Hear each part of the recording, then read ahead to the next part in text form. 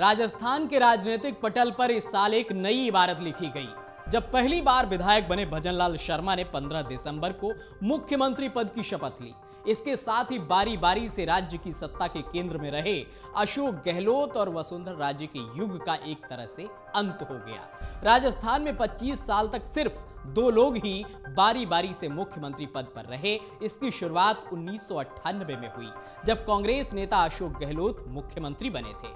उसके बाद हर 5 साल मुख्यमंत्री पद गहलोत और बीजेपी की वसुंधरा राजे के बीच बदलता रहा। हालांकि साल 2023 ऐसा साल रहा जब दिसंबर में यह क्रम टूट गया। 25 नवंबर को राज्य विधानसभा की 200 में से 199 सीटों के लिए हुए चुनाव में बीजेपी ने 115 सीट जीतकर बहुमत हासिल किया।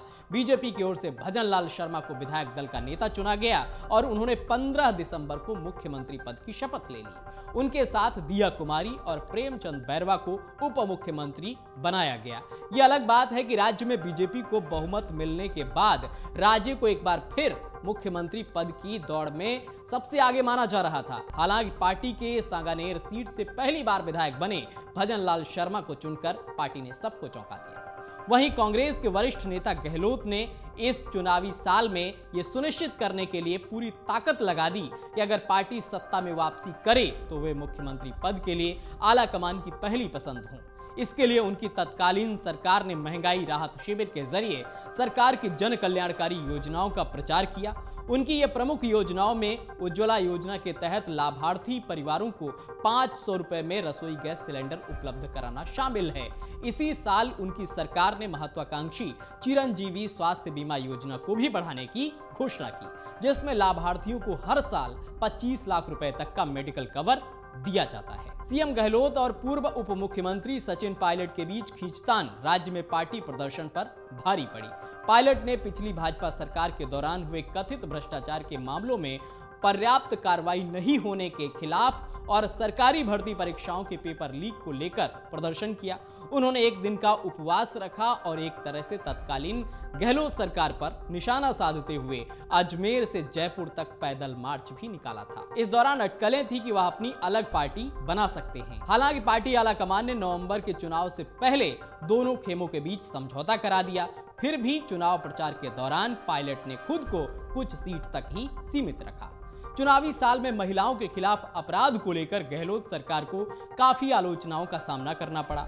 भीलवाड़ा में 14 साल की एक लड़की के साथ कथित तौर पर सामूहिक दुष्कर्म और हत्या के बाद उसके शव को कोयले की भट्टी में जला दिया गया। हालांकि बाद में 7 लोगों को गिरफ्तार किया गया। इसके अलावा प्रतापगढ़ जिले में आदिवासी महिला को उसके पति और ससुराल वालों ने निर्वस्त्र कर घुमाया।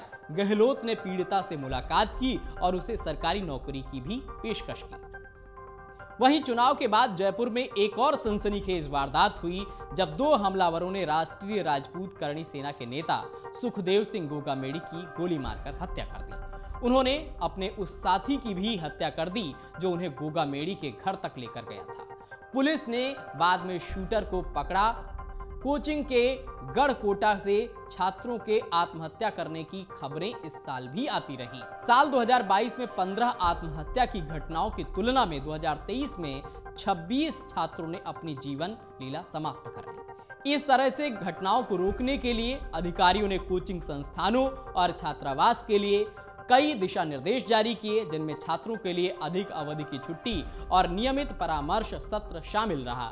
यहां तक कि कमरों में स्प्रिंग लोडेड पंखे लगाने का प्रस्ताव किया गया ताकि छात्रों को पंखों में फंदा लगाकर आत्महत्या करने से रोका जा सके। इस साल राजनीतिक गलियारों और चुनाव प्रचार में कथित लाल डायरी की भी खूब चर्चा रही। इस प्रकरण की शुरुआत मंत्री राजेंद्र गुढ़ा ने महिलाओं के खिलाफ अपराध को लेकर अपनी ही सरकार को कटघरे में खड़ा करने और मंत्री पद से उनकी बर्खास्तगी से हुई। इसके बाद गुढ़ा ने दावा किया कि उसके पास एक लाल डायरी है और उन्होंने कांग्रेस नेता धर्मेंद्र राठौड़ के घर पर आयकर छापे के दौरान प्राप्त की थी। चुनाव प्रचार के दौरान भाजपा की ओर से अक्सर डायरी का उल्लेख किया गया। हालांकि इसकी सच्चाई या वास्तविकता सामने नहीं आई है। कांग्रेस के प्रदेश अध्यक्ष गोविंद सिंह डोटासरा और तत्कालीन मुख्यमंत्री गहलोत के बेटे वैभव गहलोत समेत कई कांग्रेस नेता प्रवर्तन निदेशालय ईडी के निशाने पर आए। कांग्रेस ने केंद्र की भाजपा नीति सरकार पर इन केंद्रीय एजेंसियों का दुरुपयोग करने का आरोप लगाया। ईडी के पेपर लीक मामले में राजस्थान लोक सेवा आयोग के निलंबित सदस्य बाबूलाल कटारा के खिलाफ भी कार्रवाई की गई। कटारा को पहले राजस्थान पुलिस ने गिरफ्तार किया था। अगर आप ये वीडियो YouTube पर देख रहे हैं तो हमारे चैनल को सब्सक्राइब करें और बेल आइकन को दबाना ना भूलें। अगर आप Facebook पर ये वीडियो देख रहे हैं तो हमारे पेज को लाइक करें।